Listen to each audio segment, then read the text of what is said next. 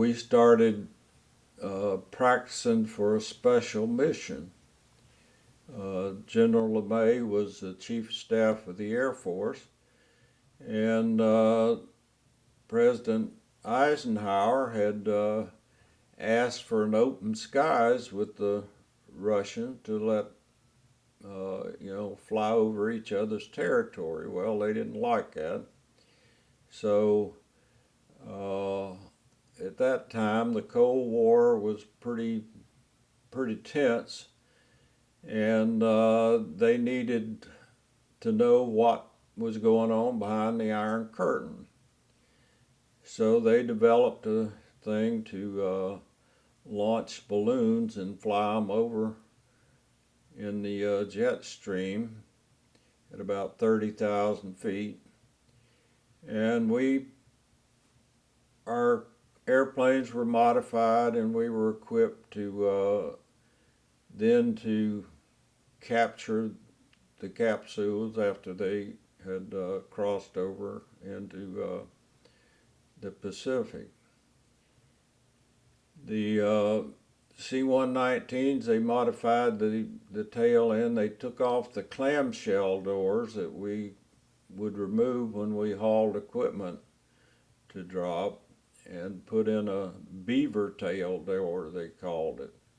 It was to where it would open like that, and then two long poles would stick out the side. On the pole was a nylon rope, and there were hooks attached to the rope.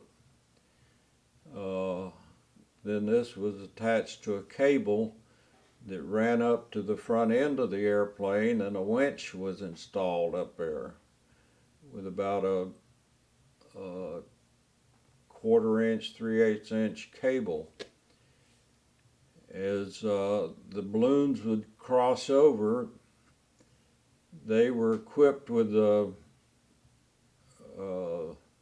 electronic thing that we could get control of from our airplanes, and get it to release the package. The package then would come down, and a parachute would open.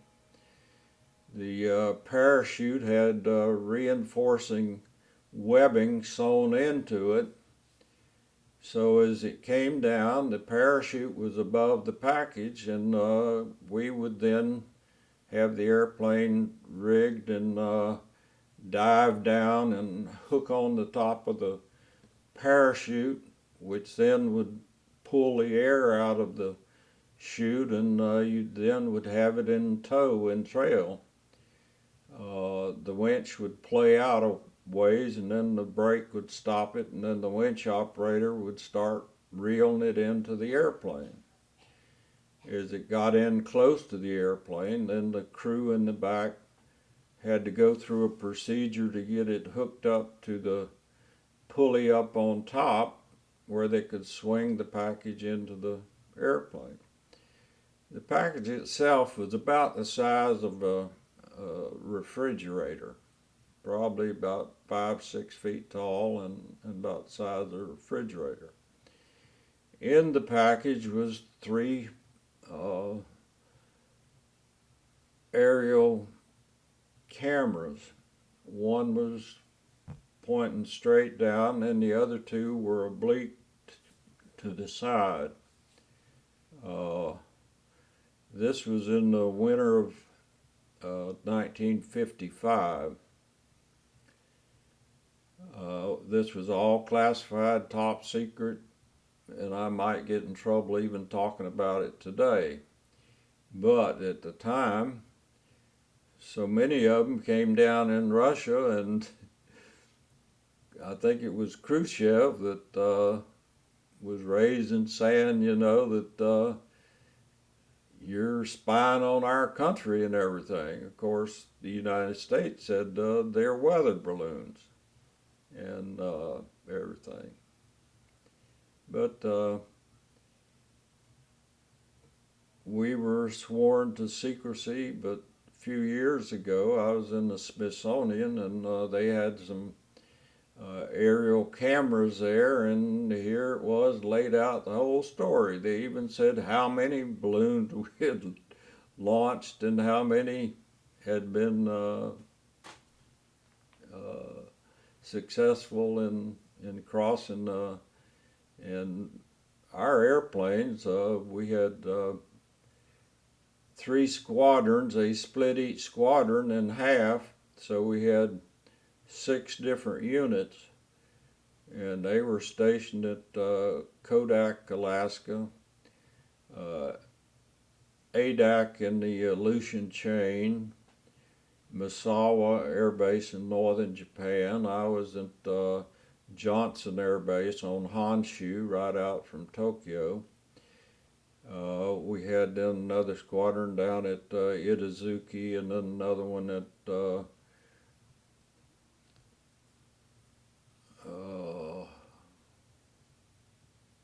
Okinawa.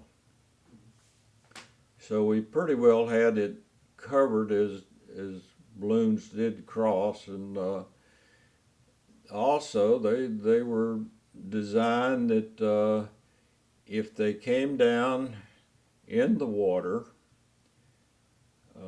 there was a water-activated telescopic pole with a hook on it and rope attached to it that would shoot up, and then we would go in without hooks on the loop and skim across the water and snatch it out of the water.